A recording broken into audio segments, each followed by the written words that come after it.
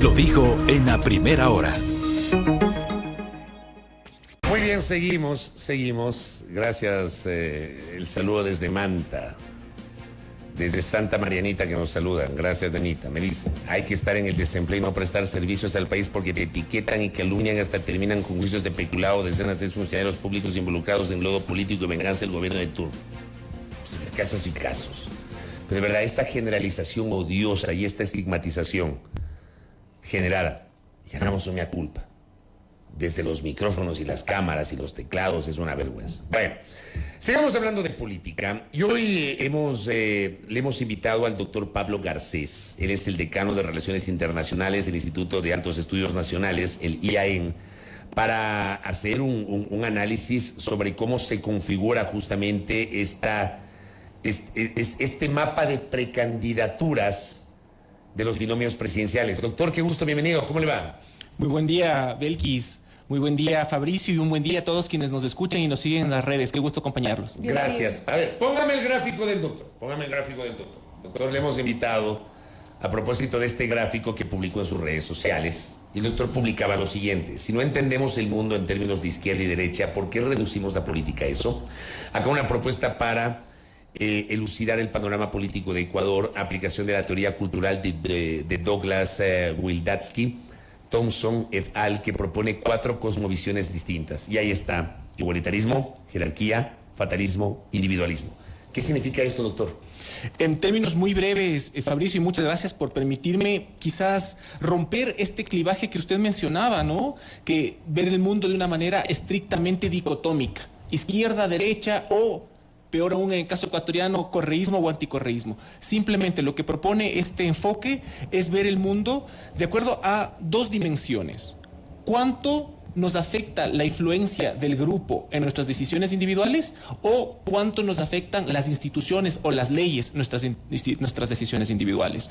Cuando nosotros combinamos estas 2 dimensiones, finalmente nos arroja 4 categorías, 4 cuadrantes, que es lo que vimos en el gráfico, y que cada uno se distingue por la combinación de más o menos grado de influencia de estas dimensiones, y finalmente nos arroja el individualismo, que predominantemente favorece libertad en todo sentido, la jerarquía, que favorece, en cambio, restricciones en todo sentido. Mucha influencia del grupo, mucha influencia de las instituciones, los roles están muy claramente definidos, hay mucho espacio de maniobra y mucho espacio de discrecionalidad en los roles. El igualitarismo, por otro lado, es poco influencia de las instituciones y mayor influencia del grupo. Ahí lo que nos interesa es cómo nuestra membresía en distintos colectivos influencia nuestra decisión y marca, de hecho, determina nuestra decisión. Y finalmente tenemos el fatalismo, en donde no tenemos mucha influencia del grupo, pero tenemos una alta influencia de las instituciones, y esta cosmovisión es la que caracteriza a esas personas que sienten que solo son sujetas de decisiones, sujetos de leyes, pero nunca participan en la toma de decisiones. No son ellos los que deciden, siempre son otros los que deciden por ellos. Yo ahí voy a hacer una pregunta en el sentido de lo que tiene que ver con el cuadrante de jerarquía. ¿De alguna manera esto se relaciona con una suerte de autoritarismo o no? En el extremo sí.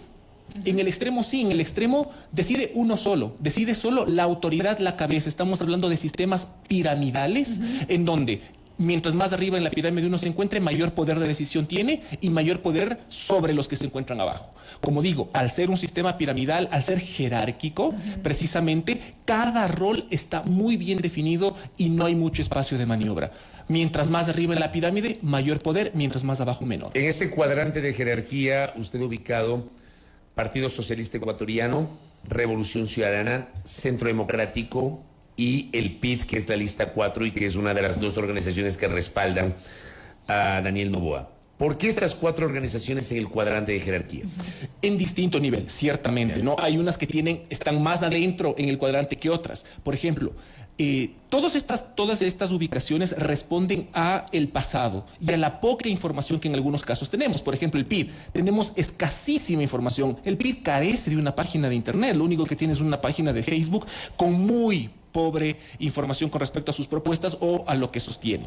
Pero en el caso, por ejemplo, de la Revolución Ciudadana, podemos ver claramente sobre la base de las propuestas y del gobierno, cuando estuvieron en la administración, en el Ejecutivo, podemos ver claramente esta intención o esta preferencia por un esquema muy institucional, por un esquema de mucho control y hasta cierto punto, desde luego, jerárquico.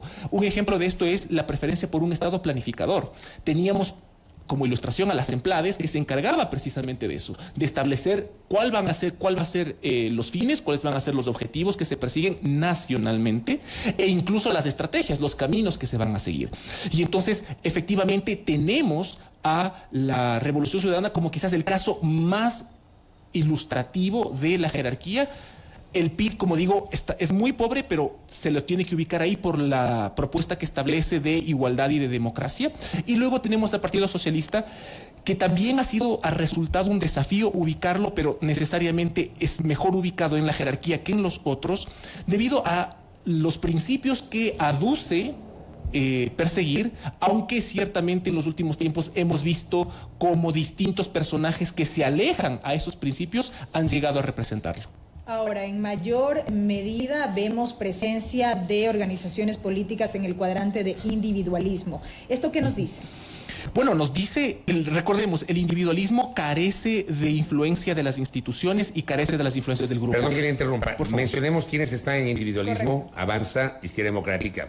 Lo que no sé qué parte es Izquierda Democrática, pues Izquierda Democrática, Partido Social Cristiano, Partido Sociedad Patriótica, Democracia Sí, Construye, Suma, creo que no va a participar en esta elección.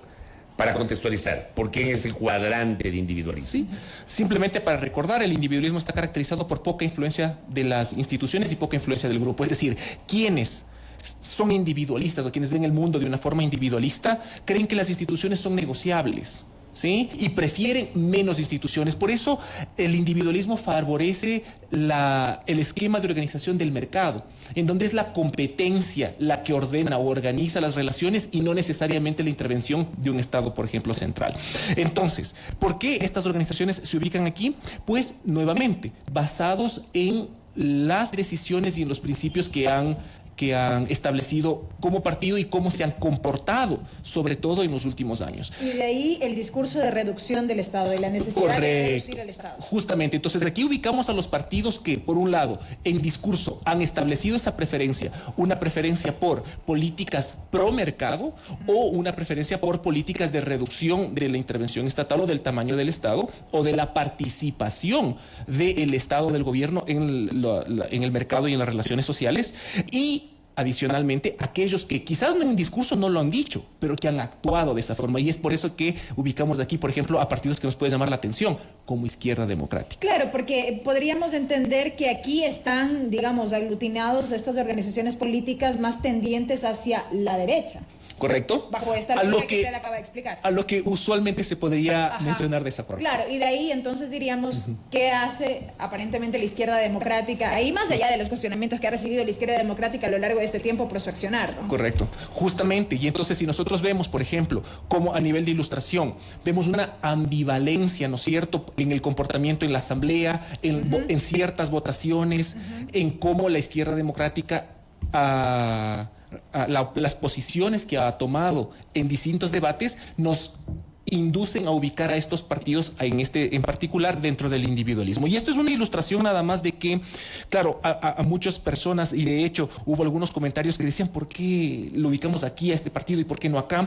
Y desde luego siempre la respuesta es este partido es mejor ubicado en este cuadrante que en otro. Quizás no es plenamente miembro, no es la mejor ilustración, como por ejemplo en el caso anterior, la Revolución Ciudadana es una buena ilustración del jerarquismo. La Izquierda Democrática no es la mejor ilustración del individualismo, ciertamente no, quizás creo es la mejor ilustración del individualismo, pero al mismo tiempo la Izquierda Democrática está mejor ubicada en este cuadrante que en cualquier otro. En el cuadrante de igualitarismo, usted ubicado a Pachacutic, y también a este esfuerzo de Yacu Pérez, que todavía no está registrado como organización política formal, que se llama Somos Agua. ¿Por qué?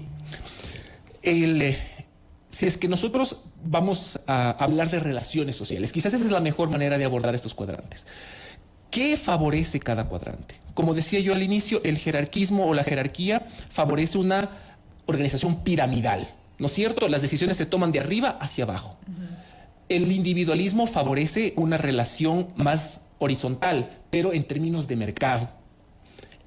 El egalitarismo o el igualitarismo lo que busca es una organización más horizontal, pero en términos de comunidad, en términos comunitarios.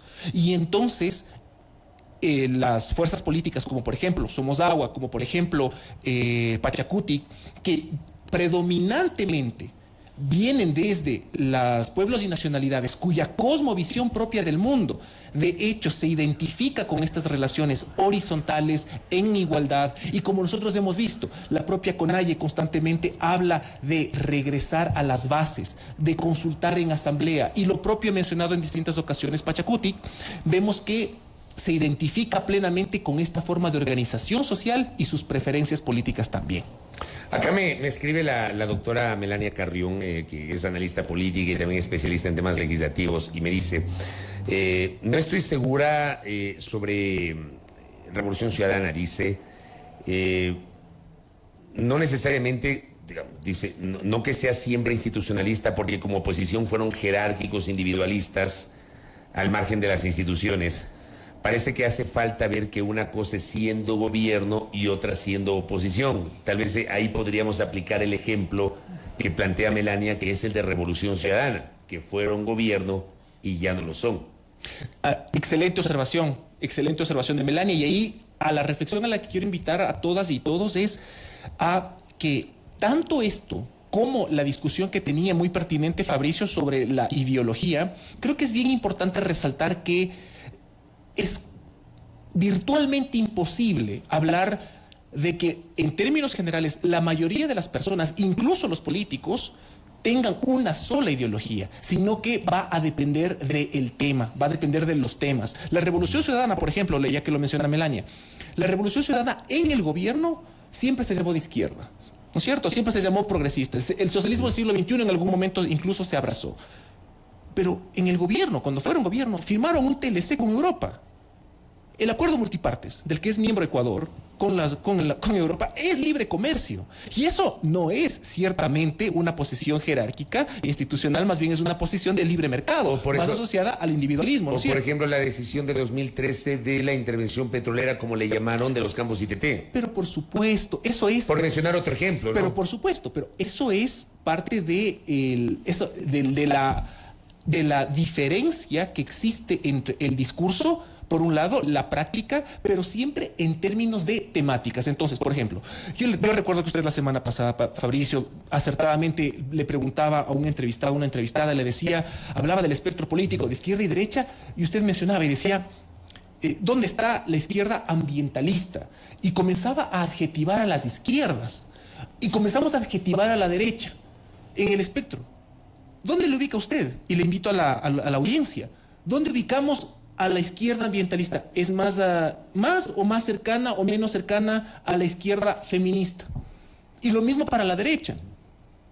Comenzamos a descubrir que el espectro izquierda-derecha en realidad no nos dice demasiado con relación a dónde se ubican las distintas propuestas, los distintos partidos y en este caso los distintos binomios. Por eso es importante trascender el espectro izquierda-derecha. Creo yo que a pesar de que es muy fácil de comprender y además se ha vuelto dominio público entender la política izquierda-derecha, en realidad, es una reducción, es un simplismo que ya no nos ayuda ante la creciente cantidad de reivindicaciones sociales, ambientales, tenemos derechos de las diversidades sexogenéricas, tenemos demandas feministas y dentro del feminismo, cuidado, hay heterogeneidad, dentro del ambientalismo hay heterogeneidad.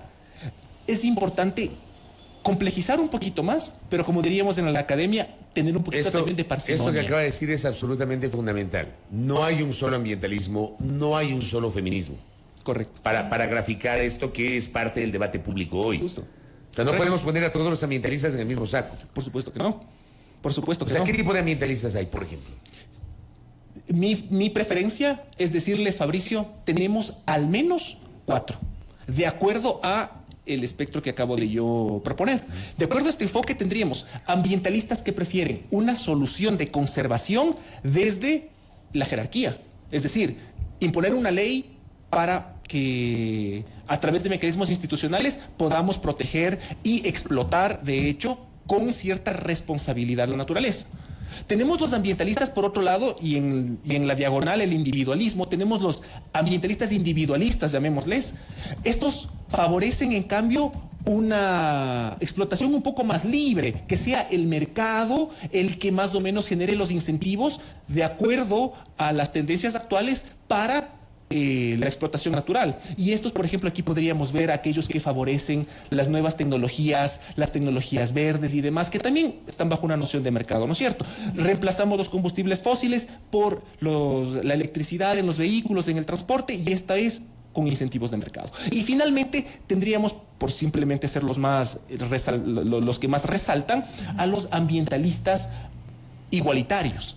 Estos son quienes se afilian a esta cosmovisión, serían aquellos que buscan la protección absoluta del ambiente, que no se lo explote, que se lo proteja, y hacen esto precisamente porque ellos conciben que el ser humano es parte de un ecosistema, no es ni siquiera la parte más importante, sino una parte más de un sistema más amplio en el que se tiene que trabajar por una armonía. Correcto. Pablo, sobre el último cuadrante, no quisiera dejar pasar el análisis. En el cuadrante de fatalismo no vemos a ninguna agrupación. Según usted lo ha descrito en la publicación que hizo a través de su cuenta en la red social Twitter, dice, para el fatalismo el ser humano es voluble, no de fiar, la naturaleza es impredecible, toda organización social es perjudicial, la justicia es una quimera. Ningún partido está aquí, pues la política requiere acción, pero sí el electorado, correcto, que puede ser una silenciosa mayoría. Y yo le consulto qué impacto tiene este último enunciado que acabo de referir en términos de incidencia, por ejemplo, en procesos electorales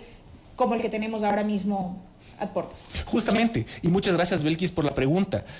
Porque si nosotros nos fijamos, yo les invito también a considerar a los recientes encuestas que hemos tenido con respecto a los niveles de aprobación de las distintas instituciones del Estado. Y nosotros vemos que no hay optimismo. Y esto es adicionalmente un buen indicador de la salud social. No tenemos optimismo, y ahí es donde nosotros podemos ver además, si es que ustedes incluso sondeamos en casa, ¿cuántas y cuántos de nosotros en realidad creemos que la siguiente asamblea será mejor? ¿Cuántas y cuántos de nosotros creemos realmente que el siguiente presidente será mejor? Creo que mayoritariamente no hay mucha expectativa, ¿no? Usted ha respondido, Belkis, y entonces las personas ven a las elecciones de una manera fatalista, y esto en el estricto sentido académico, no sin cargarle de valor al término, pero ven fatalismo porque ven que no importa por quién yo vote, las cosas no van a cambiar, entonces no hay agencia, y esto es perjudicial para la democracia, porque vemos que las personas, si es que votan por un partido, lo harán quizás por un hábito, lo harán por una inercia. Otras personas, fatalistas de verdad, votarán nulo, votarán en blanco, o simplemente habrá ausentismo, y esto es una señal y será un indicador importante. Ya lo vimos en las anteriores elecciones, el ausentismo fue tremendo, igual el blanco y el nulo.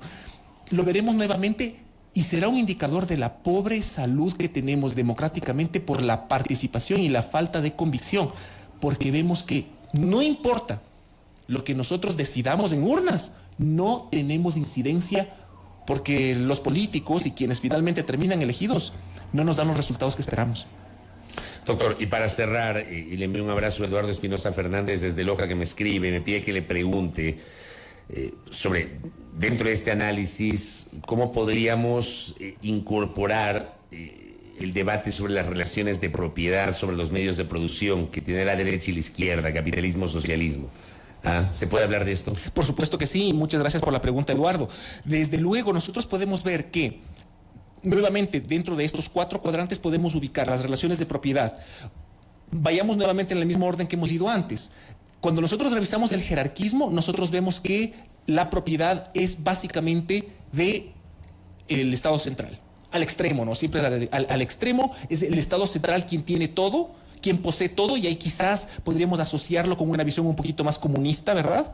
Luego, en la diagonal, en el individualismo, tenemos que, en principio, la propiedad es del que mejor la produzca, ¿no es cierto? Y esto tiene la lógica de mercado, y ahí veríamos un poco más las nociones del capitalismo al extremo.